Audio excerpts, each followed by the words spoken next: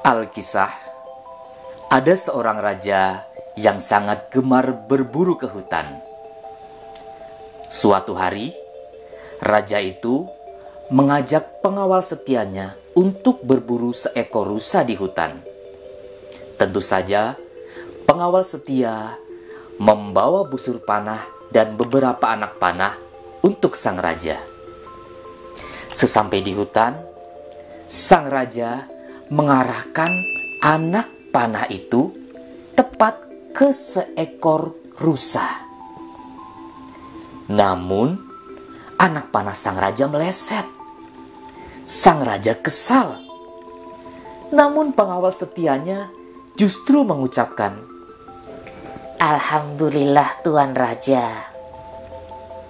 Tuan Raja bertambah kesal. Namun dicoba lagilah Tuan Raja untuk mengarahkan anak panahnya ke seekor rusa tadi. Lagi-lagi meleset. Sang raja marah. Namun pengawal setianya tetap mengucapkan, "Alhamdulillah Tuan Raja." Tuan Raja bertambah kesal tentunya. Dicoba lagi, anak panah itu diarahkan ke seekor rusa yang tadi. Meleset lagi. Tuan Raja bertambah kesal. Namun pengawal setianya tetap mengucapkan, "Alhamdulillah Tuan Raja." Tuan Raja mencoba lagi mengarahkan anak panahnya, namun meleset. Dicoba lagi, meleset lagi, dicoba lagi, meleset lagi. Dan pengawal setianya tetap selalu mengucapkan "Alhamdulillah" setiap kali Tuan Raja tidak mengenai sasarannya. Hingga akhirnya Tuan Raja kehabisan anak panah. Namun Tuan Raja tidak habis akal. Tuan Raja mencari ranting pohon, lalu ujung ranting pohon tadi diruncingkan dengan pisau yang tajam yang disimpan Tuan Raja di sebelah kanan pinggangnya. Tuan Raja meruncingkan ranting pohon sambil marah. Tidak sengaja, pisau yang tajam itu mengenai jempol sebelah kiri Tuan Raja. Jempol Tuan Raja terluka, berdarah, terpotong, jatuh ke tanah. Tuan Raja kesakitan dan mengerang. Namun pengawal setianya justru mengucapkan, "Alhamdulillah Tuan Raja." Mendengar kata-kata "Alhamdulillah" dari pengawal setianya, Tuan Raja marah dan berkata kepada pengawal setianya, "Hei pengawalku, jika tadi aku masih mengizinkanmu mengucapkan Alhamdulillah ketika aku meleset mengenai rusa itu, sekarang jempolku putus, bahkan terpotong, aku terluka dan kesakitan, kau malah mengucapkan Alhamdulillah." Sang pengawal setia menjawab, "Tuan Raja, Allah tidak akan memberikan cobaan kepada hambanya melebihi kemampuan hambanya itu, Tuan Raja. Allah mentakdirkan jempol Tuan Raja putus, pasti ada hikmah di balik itu, Tuan Raja. Tetaplah ucapkan Alhamdulillah." Namun Tuan Raja tidak mengikuti kata-kata pengawal setianya. Diseretlah pengawal setianya pulang ke kerajaan, lalu dimasukkan ke dalam penjara.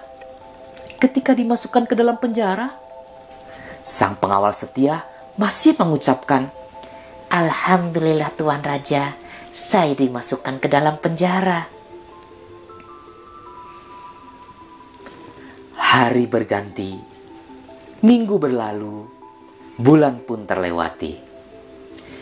Jempol sang raja, lukanya sudah sembuh, tidak sakit lagi.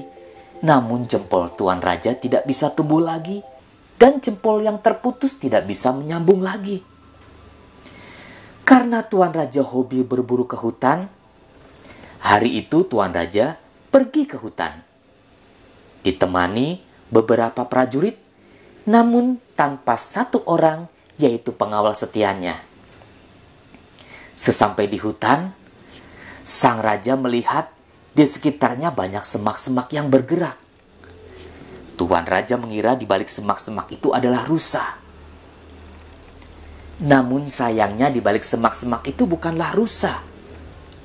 Di balik semak-semak itu adalah orang-orang suku pedalaman yang suka makan manusia. Tuan Raja dan prajuritnya kalah jumlah dan kalah besar badannya. Diikat satu persatu Tuan Raja dan prajuritnya. Mereka hendak memakan Tuan Raja dan prajuritnya. Namun suku-suku pedalaman tadi, mereka mempunyai adat. Mereka tidak akan memakan manusia yang cacat sedikit pun.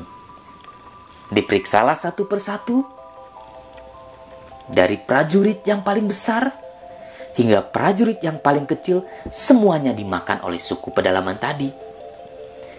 Terakhir ketika sang raja diperiksa, para suku pedalaman tadi terkejut karena melihat tangan sebelah kiri Tuan Raja tanpa jempol dan dianggap cacat.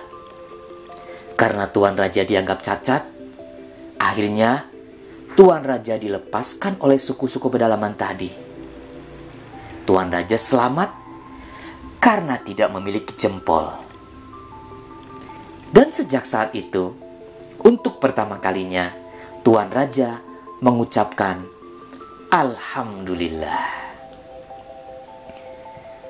Sahabat semuanya, penting bagi kita untuk tidak mengeluh terhadap apapun yang Tuhan berikan kepada kita.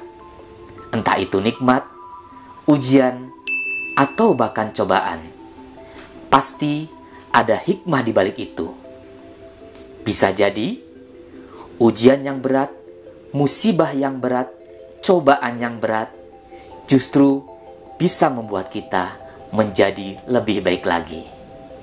Semoga kita menjadi manusia yang terus bisa bersyukur dan pandai bersyukur.